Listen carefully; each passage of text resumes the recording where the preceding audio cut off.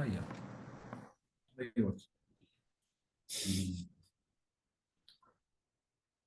E opa.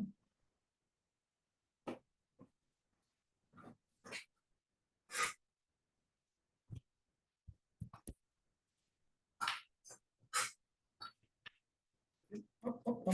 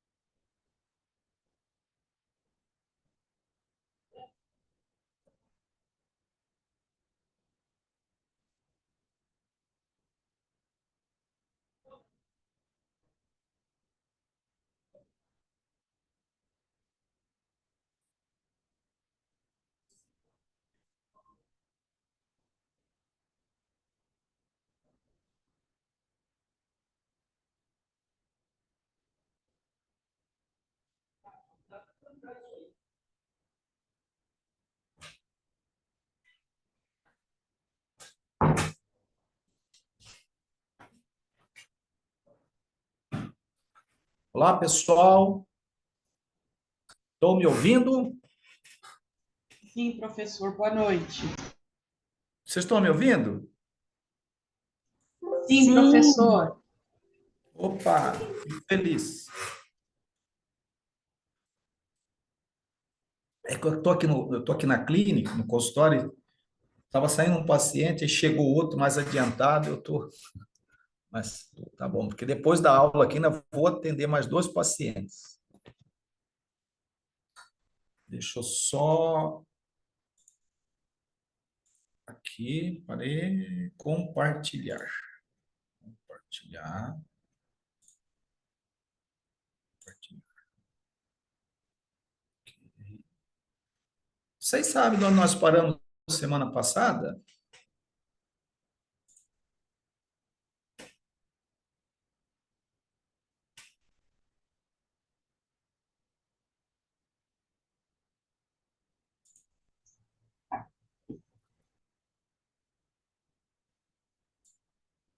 Vocês estão lembrados? Essa parte que o senhor está mostrando, a gente já tinha visto. Tá. Eu esqueci de anotar aqui. Foi numa parte que tinha imagem falando que 90% dos casos de suicídio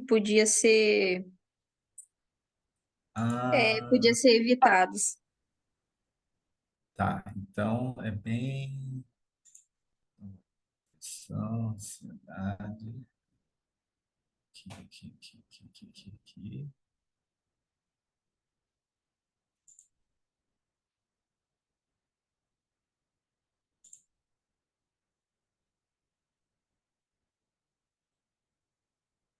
Não, esse aqui não. Então, tá por aqui, ó. Cerca de 1,5 milhão de pessoas, correto? Eu acho que é aqui, ó. É aqui. Professor, é uma imagem de um desenho dizendo que 90% dos casos podia ser evitado. Então, É um desenho de um adulto dando a mão para uma pessoa no escuro. sim, já sei qual que é. Tá, é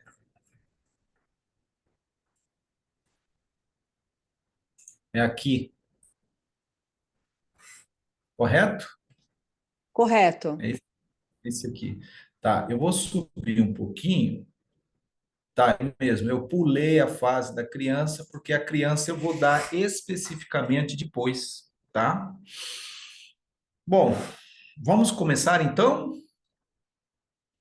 Vocês estão animadas? Sim, Vocês estão Sim, animados? sim. Sim, com certeza. Boa noite. Boa noite. Bom, vamos lá. Segundo os estudos e a literatura, mostra que 90% dos casos de suicídio pode ser evitado, ofereça ajuda. Mas evitado como? Bom, primeiro, a própria Organização Mundial de Saúde, ela estabelece que, que 92% dos casos de suicídio pode ser evitado. Pode ser evitado como? Através dos transtornos mentais, porque 90% das pessoas que cometem suicídio têm um transtorno mental. E como nós vimos, eles são da fase afetivas, principalmente depressão e ansiedade. Se eles são, se eles são transtornos que podem ser diagnosticados, eles podem ser tratados, tá? E aí que está a grande questão. Se você tem um transtorno, esse transtorno pode ser diagnosticado, se ele pode ser diagnosticado, ele pode ser tratado. E aí que entra essas questões de poder ser o quê? Evitado. Mas dessas estatísticas para a vida real, o espaço é muito grande. Por quê? Porque, infelizmente, o que ocorre? Ocorre que pesquisas apontam que 65% comunicam essa intenção a parentes próximos e amigos na semana anterior ao desfecho. E as pessoas não observam isso aí. São duas coisas que causam grande sofrimento nas pessoas que ficam. ou seja, os sobreviventes do suicídio, amigos e parentes. Primeiro, é o caso de que poderia ser evitado, e o outro, comunicaram de uma forma direta ou não. Então, ocorre que os familiares e amigos entram num processo de culpabilidade muito grande. Por quê? Por que culpa? Porque ele se sente culpado de não ter evitado aquilo. Só que as mensagens que as pessoas falam, elas não dizem, olha, eu vou me matar. Não, são mensagens de mudança de comportamento, sim, mudança de comportamento, relações agressivas, violentas e principalmente o que ele posta em redes sociais. E aí nós entramos nesse quesito. O suicídio nunca é o resultado de um acontecimento ou fato isolado, ao contrário, é resultado de múltiplos fatores que interagem de forma complexa, tá? O suicídio em si, ele nunca é o resultado de um único acontecimento ou fato isolado. Ele é resultado de múltiplos fatores que vão interagir de forma muito complexa. De como isso é? Vamos lá. Desde a infância, sofrimento, Professor, violência. Oi. eu acho que alguém está com o microfone aberto, tá um barulho. Tá, alguém está com o microfone aberto? É possível fechar?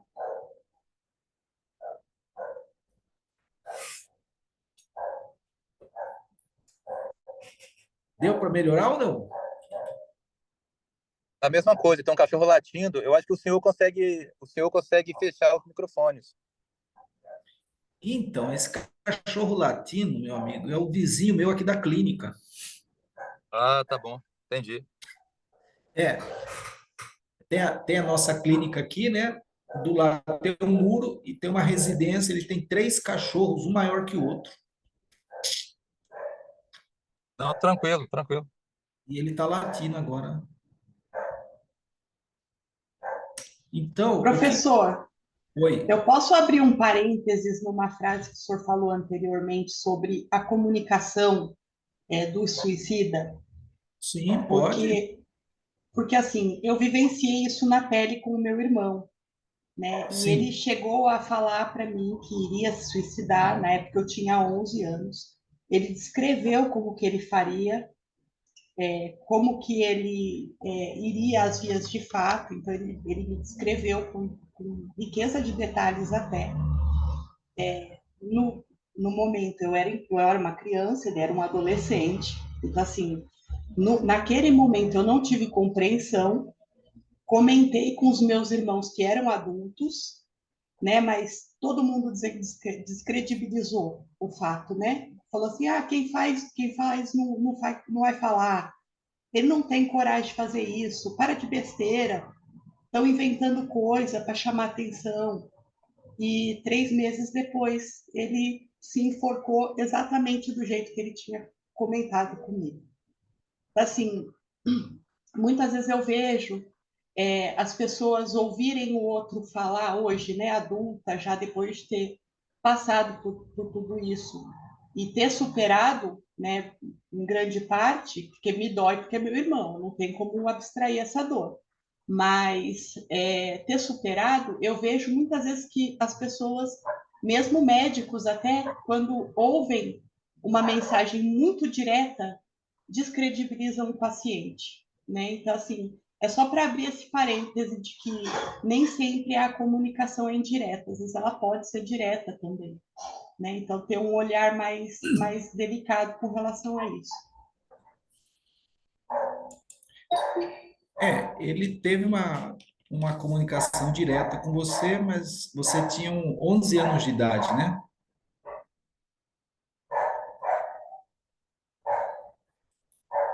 E isso causa um sentimento muito grande em quem fica. Por isso que a gente chama de sobreviventes do suicídio. São amigos e familiares que passam por essa situação.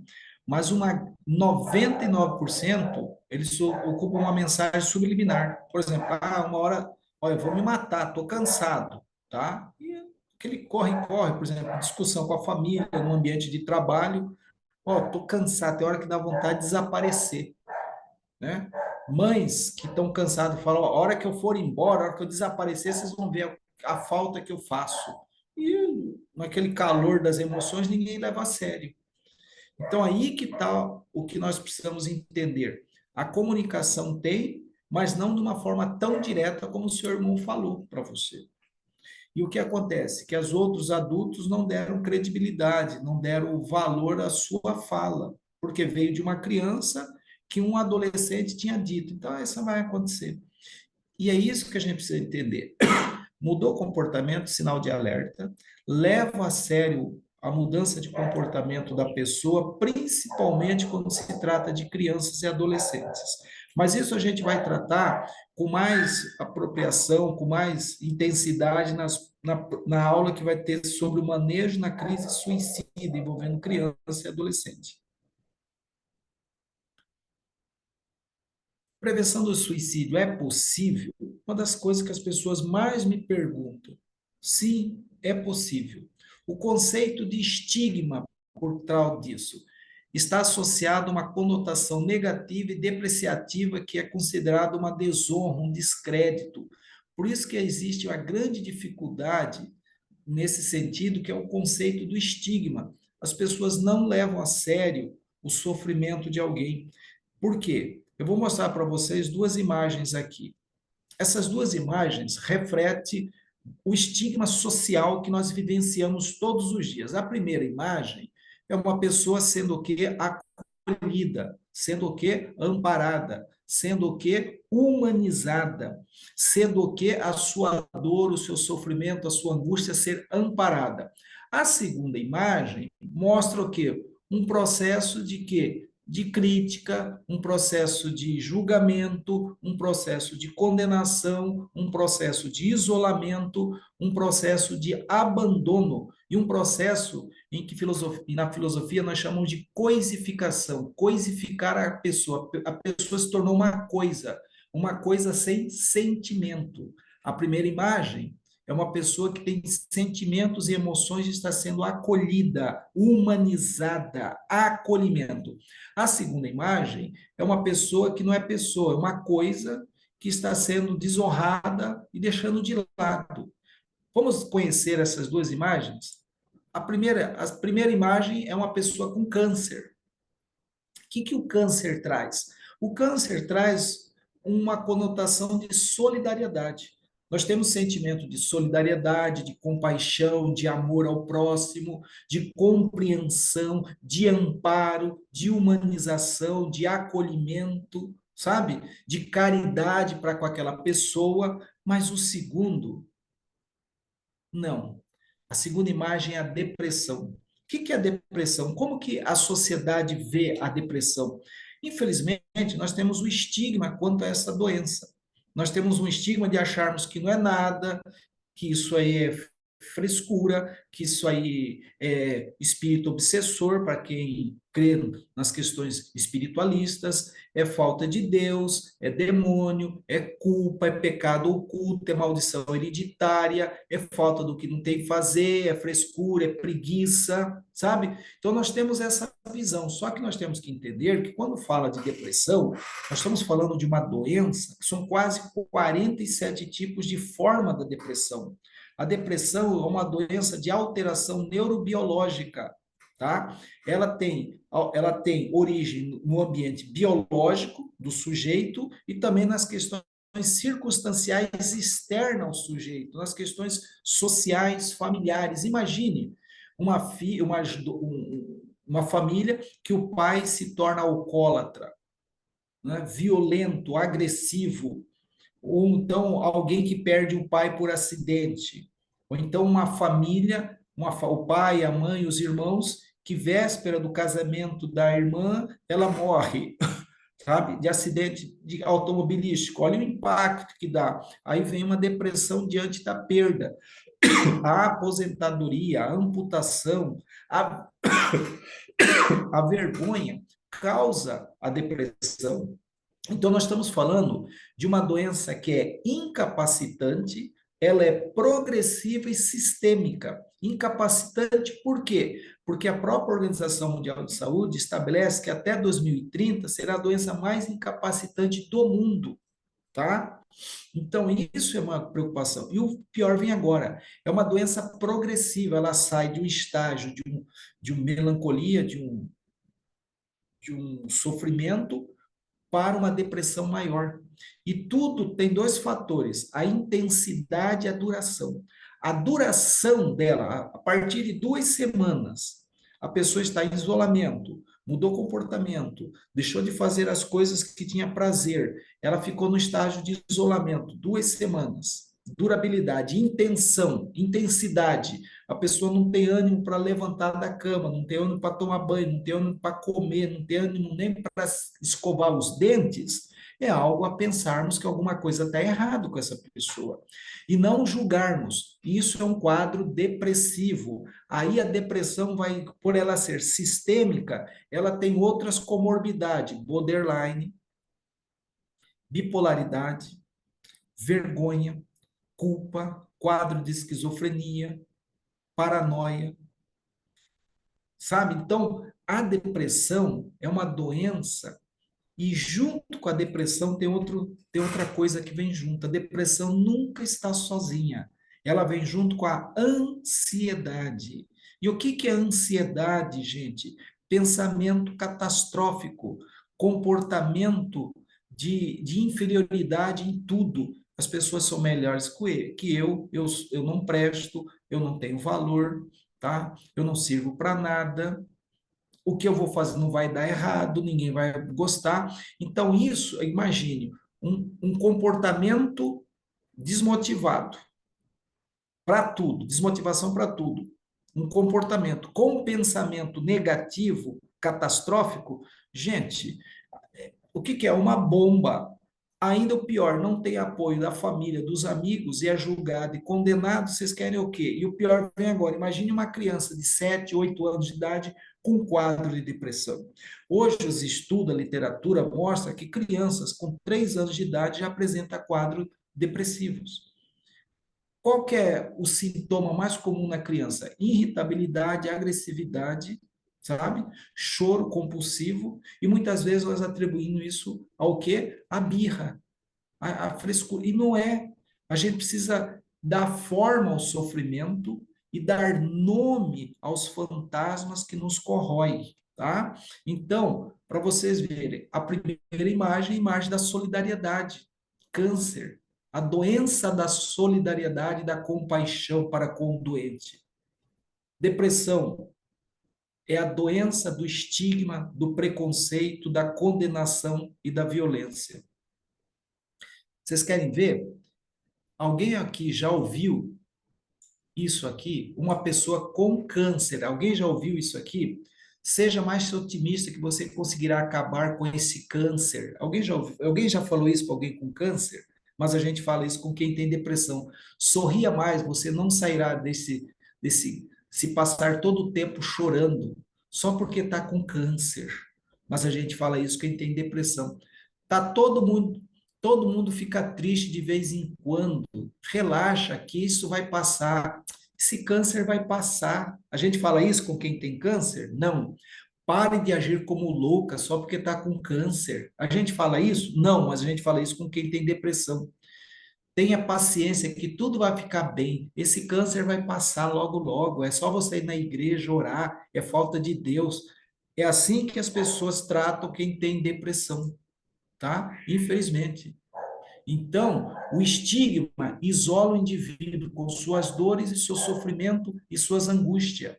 Por isso que é tão difícil nós acessarmos as emoções das pessoas que estão em quadro depressivo. Lembre-se, anotem aí. A depressão e a ansiedade é a doença de base nos casos de tentativa de suicídio e suicídio. Por isso que é necessário um diagnóstico preciso, calibrado, e principalmente o acerto medicamentoso é essencial.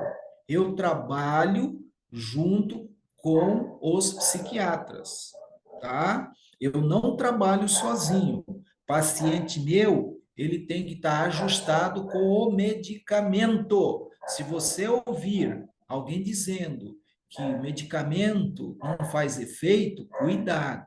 Se você segue uma abordagem ou conhece alguém que não utiliza o medicamento para estabilizar o humor, eu acho que está complicado, porque tem situações que só o medicamento vai conseguir estabilizar isso aí.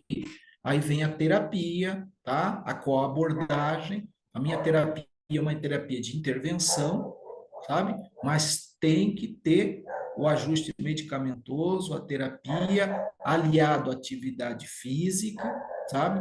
Atividade física, muita atividade física, alimentação, e eu também pergunto: você segue algum rito religioso, tem alguma espiritualidade? Não. Então eu encorajo o paciente a ter alguma atividade espiritual religiosa. Por quê?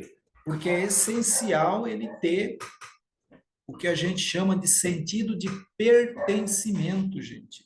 Sentido de pertencimento. A pessoa precisa pertencer a um grupo com horário, um grupo para ter horário para começar, horário para terminar, com valores morais, valores de humanização, valores de solidariedade, sentido de pertencimento. Isso é essencial na atividade física, atividades em grupos, atividades religiosas ou espiritual, não importa qual seja, mas é essencial.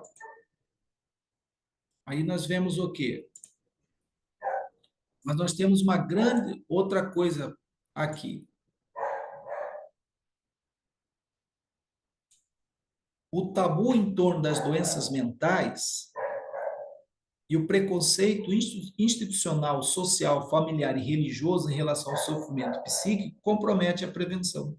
Além do estigma do adoecimento mental, o sujeito doente tem medo de ser discriminado pelos próprios colegas, familiares, que dificulta a busca por orientação profissional e apoio adequado. Sabe, a grande dificuldade é essa aqui, é o tabu em torno dos transtornos mentais. Transtornos mentais. Nós temos esse estigma social de atribuirmos alguém que tem algum transtorno mental como alguém fraco, alguém que não é de Deus. Isso é preconceito. Isso é um preconceito muito grande. E o pior, quando isso vem dentro do contexto familiar, aonde o sujeito em sofrimento, ele não vai falar. Ele não vai aderir a nenhum tipo de tratamento.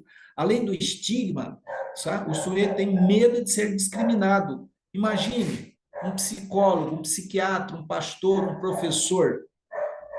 Como é que ele vai se sentir? Então, ele não vai buscar ajuda. Então, nós precisamos quebrar esses preconceitos. Por quê? Uma dor não compartilhada, o quê?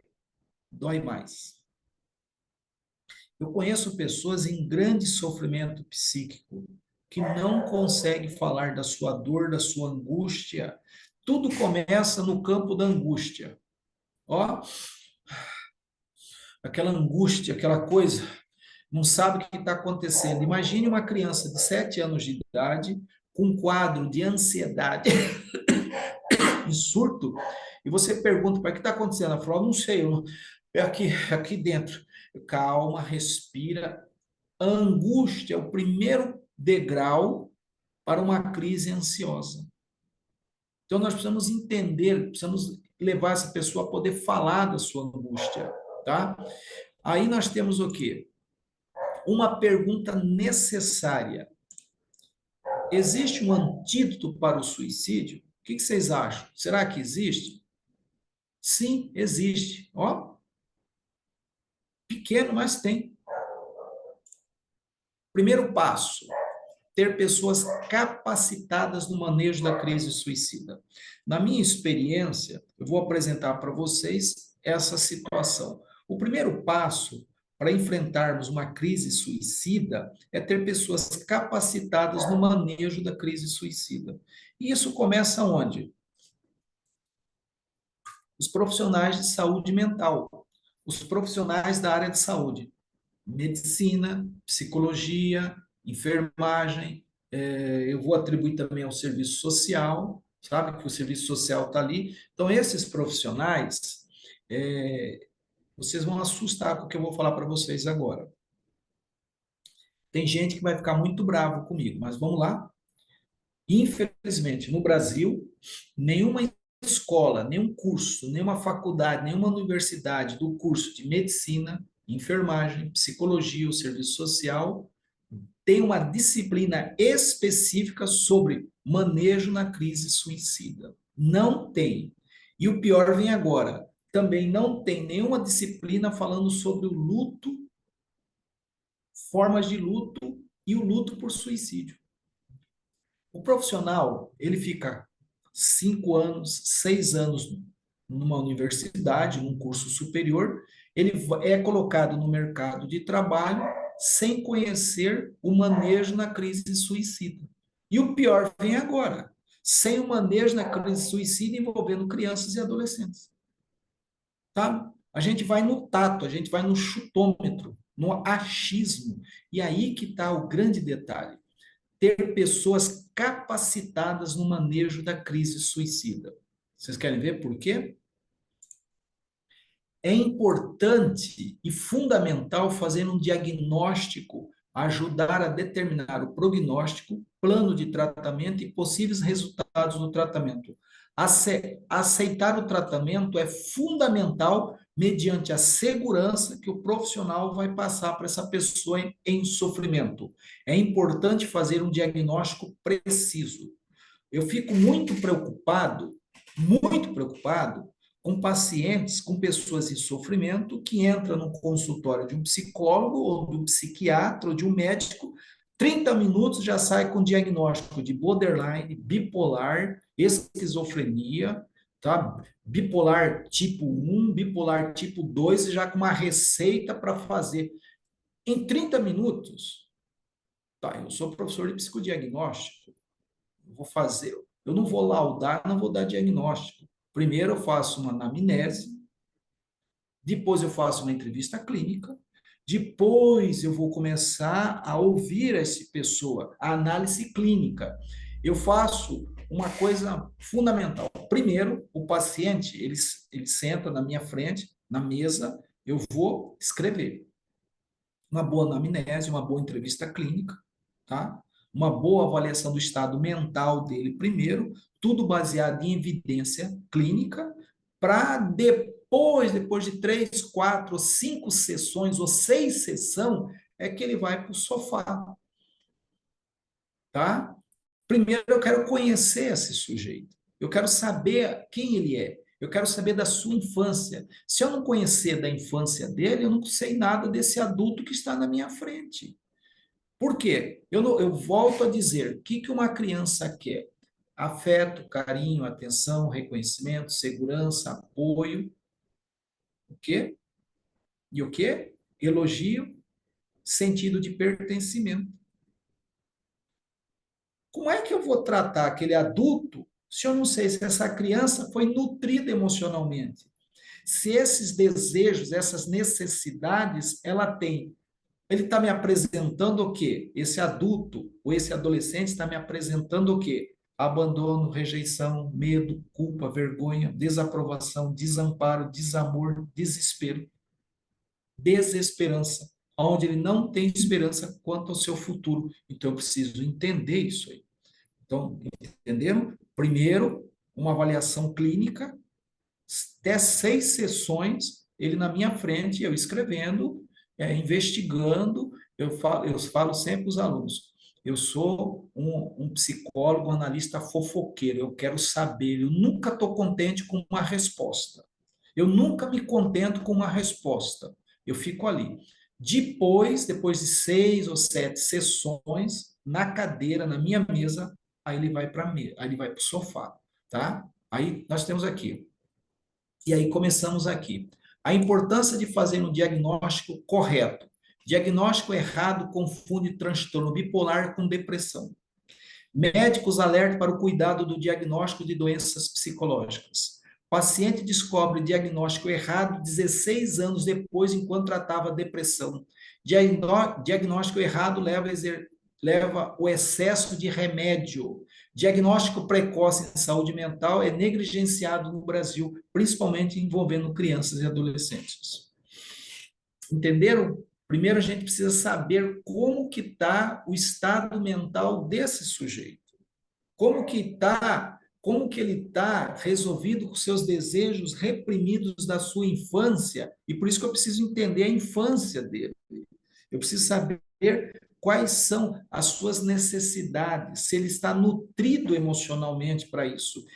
Porque, às vezes, esse adulto, esse adolescente que está na minha frente, é uma criança gritando por afeto, carinho, atenção, reconhecimento, segurança. Ele está me apresentando um adulto com sentimentos de insegurança de uma criança. Então, eu preciso entender esse contexto antes de querer dar algum tipo de diagnóstico. Por isso que o manejo clínico é fundamental. Quando não ocorre um diagnóstico correto, o que vocês acham que acontece? Vai acontecer isso aqui, ó. Qual o resultado? O resultado dessa catástrofe aqui, ó. Olha esse estudo aqui. 45% dos que morrem por suicídio foram atendidos por profissionais da atenção básica no mês anterior à sua morte. Destes, 19 se consultaram com um profissional de saúde mental. No ano anterior ao suicídio, 77% das pessoas foram atendidas em serviços de atenção primária, enquanto 32% delas foram atendidas em serviços de saúde mental. E ninguém percebeu isso aí? Por quê? Falta o diagnóstico. Não! Falta você conhecer a pessoa antes de dar a ela um diagnóstico. Primeiro, eu preciso conhecer a pessoa, para depois entender qual é o grau e a intensidade e a duração do seu sofrimento. Durabilidade, intensidade e duração. Tá? Sem isso, eu não tenho como fazer um manejo clínico. E aí vem, ao lidar com suicídio, o profissional necessita aprender a tolerar a falta de perspectiva de futuro do paciente, um dos aspectos mais desafiantes no acolhimento e tratamento. É você tolerar, suportar, entender a falta de perspectiva de futuro do seu paciente, que é um dos aspectos mais desafiantes no acolhimento e tratamento de uma pessoa que está em sofrimento psíquico e desejo de morte. Nós precisamos entender até que ponto o grau de intensidade, desesperança, anotem, por favor, aí, quando o paciente está num quadro de desesperança, ele não tem expectativa quanto ao seu futuro. Por isso que a gente tem que trabalhar com ele, criar nele sentido de esperança, sentido de futuro. Uma das coisas que eu sempre preparo, o que você quer para daqui a 10 anos? E alguns pacientes falam, doutor, eu não sei nem se amanhã eu estou vivo. Eu falei, sim, não, amanhã é amanhã, eu estou perguntando daqui a 10 anos. Daqui a 10 anos, sua filha está com 25 anos. Daqui a 10 anos, então sempre, mas doutor, daqui a 10 anos está longe. Não, está longe, mas vai chegar para você.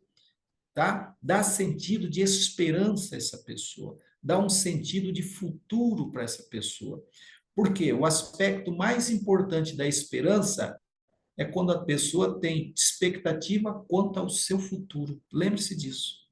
Então, nós temos que levar a pessoa a sair do seu consultório com um sentido de esperança e não um sentido de desesperança.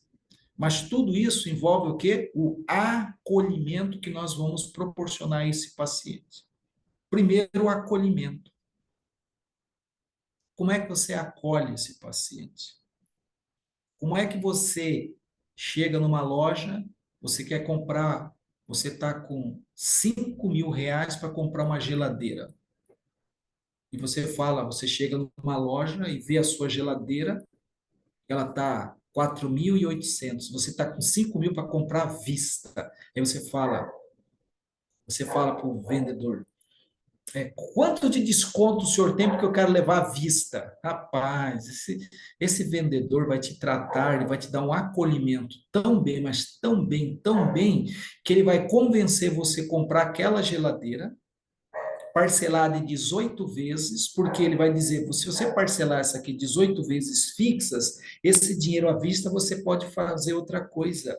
Mas junto, para a gente equilibrar, você compra a geladeira, 18 vezes sem juros, e você sai com o dinheiro para comprar outra coisa, investir em outra coisa. Mas agora vem algo fantástico.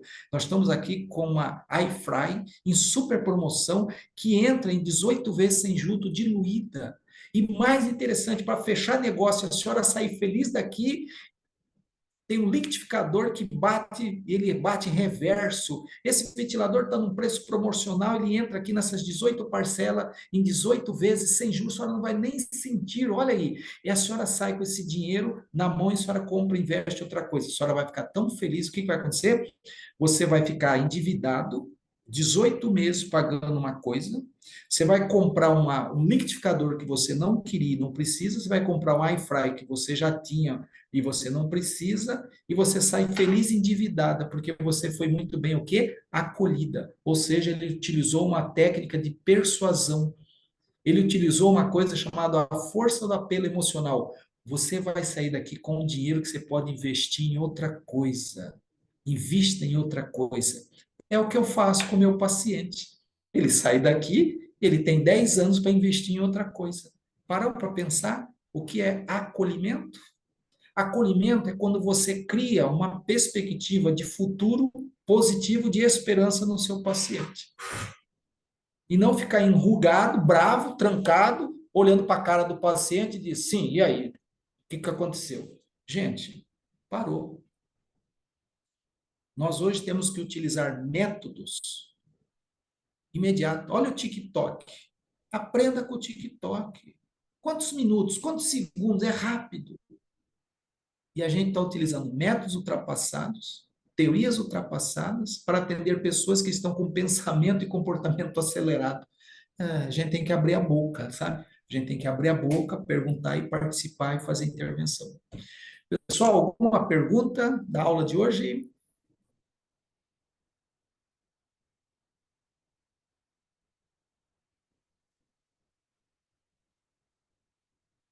Ninguém fala, gente?